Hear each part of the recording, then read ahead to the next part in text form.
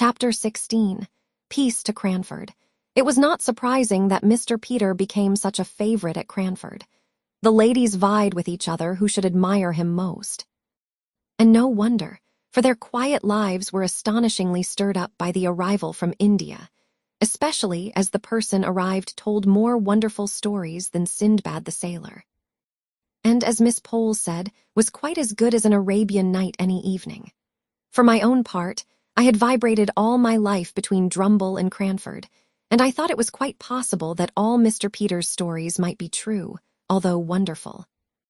But when I found that, if we swallowed an anecdote of tolerable magnitude one week, we had the dose considerably increased the next, I began to have my doubts, especially as I noticed that when his sister was present the accounts of Indian life were comparatively tame. Not that she knew more than we did, perhaps less. I noticed also that when the rector came to call, Mr. Peter talked in a different way about the countries he had been in. But I don't think the ladies in Cranford would have considered him such a wonderful traveler if they had only heard him talk in the quiet way he did to him. They liked him the better, indeed, for being what they called so very oriental. One day, at a select party in his honor, which Miss Pole gave, and from which, as Mrs. Jamison honored it with her presence, and had even offered to send Mr. Mulliner to wait, Mr. and Mrs. Hoggins and Mrs. Fitzadam were necessarily excluded. One day at Miss Pole's, Mr. Peter said he was tired of sitting upright against the hard-backed, uneasy chairs, and asked if he might not indulge himself in sitting cross-legged. Miss Pole's consent was eagerly given, and down he went with the utmost gravity. But when Miss Pole asked me, in an audible whisper, if he did not remind me of the father of the faithful, I could not help thinking of poor Simon Jones, the lame tailor, and while Mrs. Jamison slowly commented on the elegance and convenience of the attitude, I remembered how we had all followed that lady's lead in condemning Mr. Hoggins for vulgarity, because he simply crossed his legs as he sat still on his chair.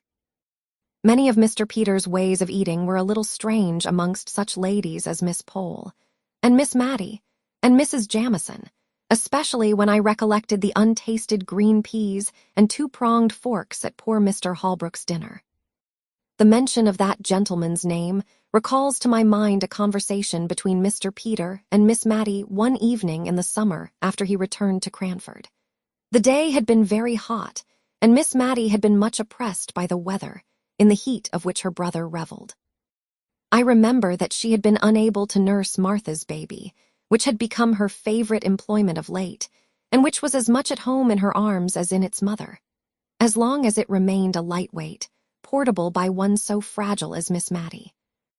This day to which I refer, Miss Mattie had seemed more than usually feeble and languid, and only revived when the sun went down, and her sofa was wheeled to the open window, through which, although it looked into the principal street of Cranford, the fragrant smell of the neighboring hayfields came in every now and then, borne by the soft breezes that stirred the dull air of the summer twilight, and then died away. The silence of the sultry atmosphere was lost in the murmuring noises which came in from many an open window and door. Even the children were abroad in the street, late as it was, between 10 and 11, enjoying the game of play for which they had not had spirits during the heat of the day. It was a source of satisfaction to Miss Mattie to see how few candles were lighted, even in the apartments of those houses from which issued the greatest signs of life. Mr. Peter, Miss Mattie, and I had all been quiet, each with a separate reverie, for some little time when Mr. Peter broke in. "Do you know, little Mattie, I could have sworn you were on the high road to matrimony when I left England that last time. If anybody had told me you would have lived and died an old maid then, I should have laughed in their faces." Miss Mattie made no reply, and I tried in vain to think of some subject which should effectually turn the conversation. But I was very stupid, and before I spoke he went on. "It was Holbrook, that fine manly fellow who lived at Woodley, that I used to think would carry off my little Mattie. You would not think it now, I dare say, Mary. But this sister of mine was once a very pretty girl.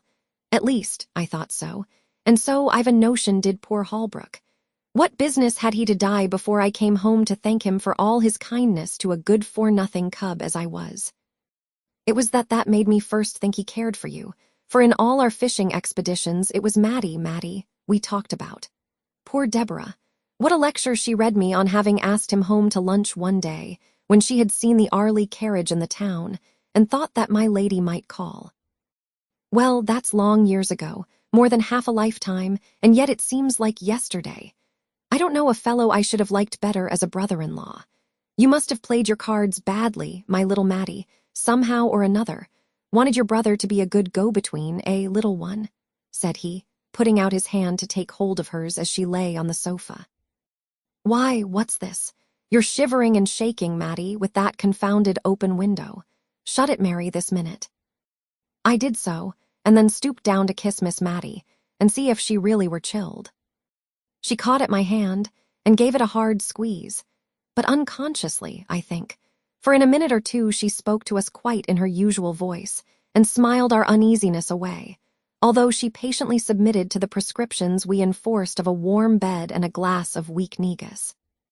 I was to leave Cranford the next day, and before I went I saw that all the effects of the open window had quite vanished. I had superintended most of the alterations necessary in the house and household during the latter weeks of my stay.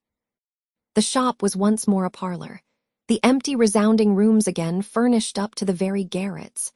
There had been some talk of establishing Martha and Jem in another house, but Miss Maddie would not hear of this. Indeed, I never saw her so much roused as when Miss Pole had assumed it to be the most desirable arrangement.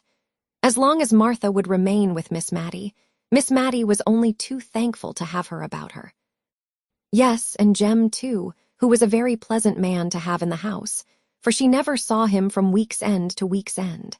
And as for the probable children, if they would all turn out such little darlings as her goddaughter Matilda, she should not mind the number, if Martha didn't.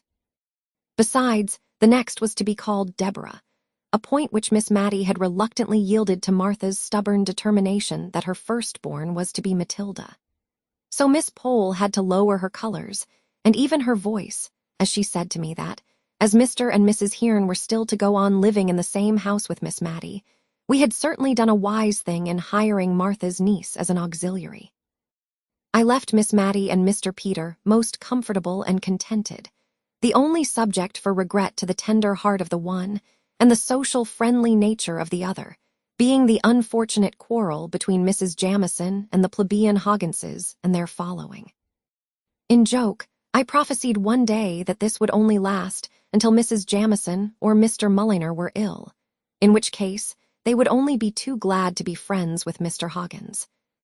But Miss Maddie did not like my looking forward to anything like illness in so light a manner, and before the year was out all had come round in a far more satisfactory way.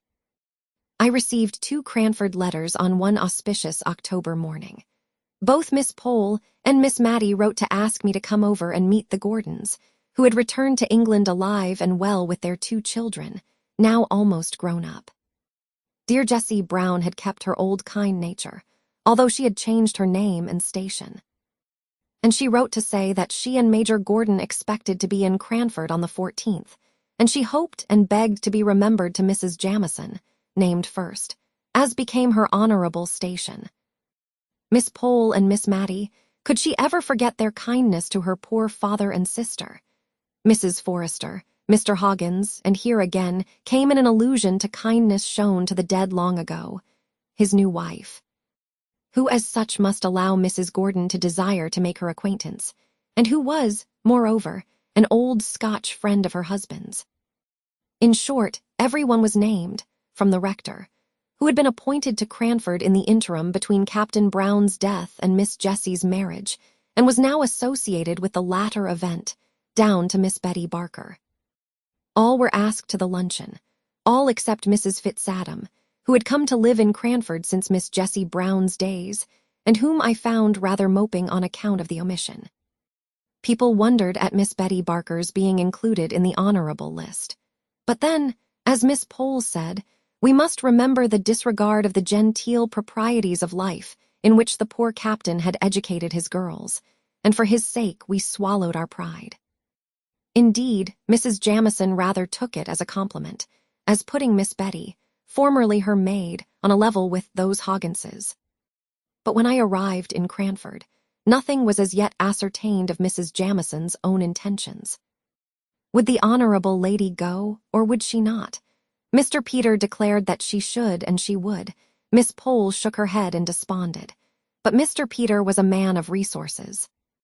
In the first place, he persuaded Miss Mattie to write to Mrs. Gordon, and to tell her of Mrs. Fitzadam's existence, and to beg that one so kind, and cordial, and generous might be included in the pleasant invitation.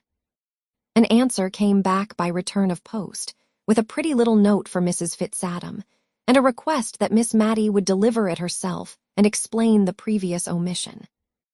Mrs. Fitzadam was as pleased as could be, and thanked Miss Mattie over and over again. Mr. Peter had said, "Leave Mrs. Jamison to me." So we did, especially as we knew nothing that we could do to alter her determination if once formed. I did not know, nor did Miss Mattie, how things were going on until Miss Pole asked me, just the day before Mrs. Gordon came, if I thought there was anything between Mr. Peter and Mrs. Jamison in the matrimonial line. For that Mrs. Jamison was really going to the lunch at the George. She had sent Mr. Mulliner down to desire that there might be a footstool put to the warmest seat in the room, as she meant to come, and knew that their chairs were very high. Miss Pole had picked this piece of news up, and from it she conjectured all sorts of things and bemoaned yet more. If Peter should marry, what would become of poor dear Miss Mattie? And Mrs. Jamison, of all people. Miss Pole seemed to think there were other ladies in Cranford who would have done more credit to his choice, and I think she must have had someone who was unmarried in her head, for she kept saying, "It was so wanting in delicacy in a widow to think of such a thing."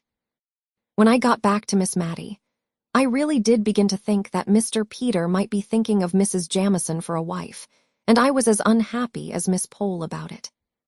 He had the proof sheet of a great placard in his hand. Signor Brunoni, magician to the King of Delhi, the Roger of Oude, and the great Lama of Thibet, and C., was going to perform in Cranford for one night only, the very next night.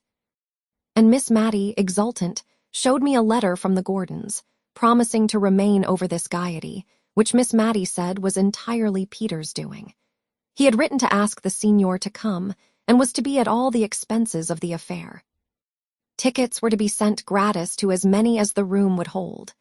In short, Miss Mattie was charmed with the plan, and said that tomorrow Cranford would remind her of the Preston Guild, to which she had been in her youth, a luncheon at the George, with the dear Gordons, and the signor in the assembly room in the evening. But I looked only at the fatal words.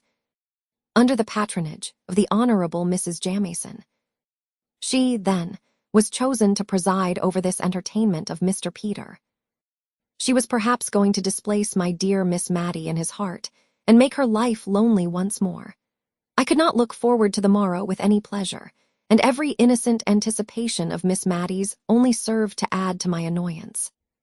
So angry and irritated, and exaggerating every little incident which could add to my irritation, I went on till we were all assembled in the great parlor at the George. Major and Mrs. Gordon and pretty Flora and Mr. Ludovic were all as bright and handsome and friendly as could be. But I could hardly attend to them for watching Mr. Peter, and I saw that Miss Pole was equally busy.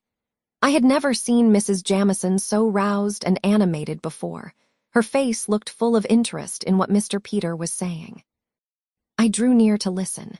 My relief was great when I caught that his words were not words of love, but that, for all his grave face, he was at his old tricks.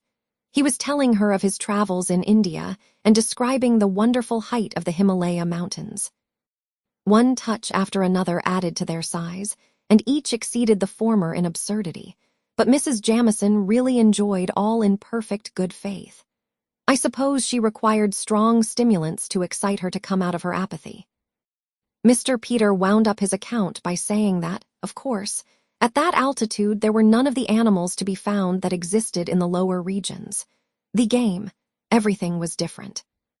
Firing one day at some flying creature, he was very much dismayed when it fell, to find that he had shot a cherubim. Mr. Peter caught my eye at this moment, and gave me such a funny twinkle that I felt sure he had no thoughts of Mrs. Jamison as a wife from that time. She looked uncomfortably amazed. "But, Mr. Peter, shooting a cherubim, don't you think? I am afraid that was sacrilege." Mr. Peter composed his countenance in a moment, and appeared shocked at the idea, which, as he said truly enough, was now presented to him for the first time. But then Mrs. Jamison must remember that he had been living for a long time among savages, all of whom were heathens. Some of them, he was afraid, were downright dissenters. Then, seeing Miss Mattie draw near, he hastily changed the conversation, and after a little while, turning to me, he said, "Don't be shocked, prim little Mary, at all my wonderful stories. I consider Mrs. Jamison fair game, and besides I am bent on propitiating her, and the first step towards it is keeping her well awake. I bribed her here by asking her to let me have her name as patroness for my poor conjurer this evening. And I don't want to give her time enough to get up her rancor against the Hogginses, who are just coming in. I want everybody to be friends, for it harasses Mattie so much to hear of these quarrels. I shall go at it again by and by, so you need not look shocked. I intend to enter the assembly room tonight with Mrs. Jamison on one side and my lady, Mrs. Hoggins, on the other. You see if I don't."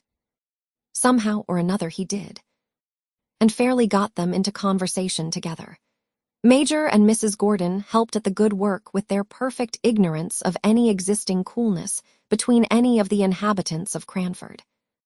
Ever since that day, there has been the old friendly sociability in Cranford society, which I am thankful for because of my dear Miss Mattie's love of peace and kindliness.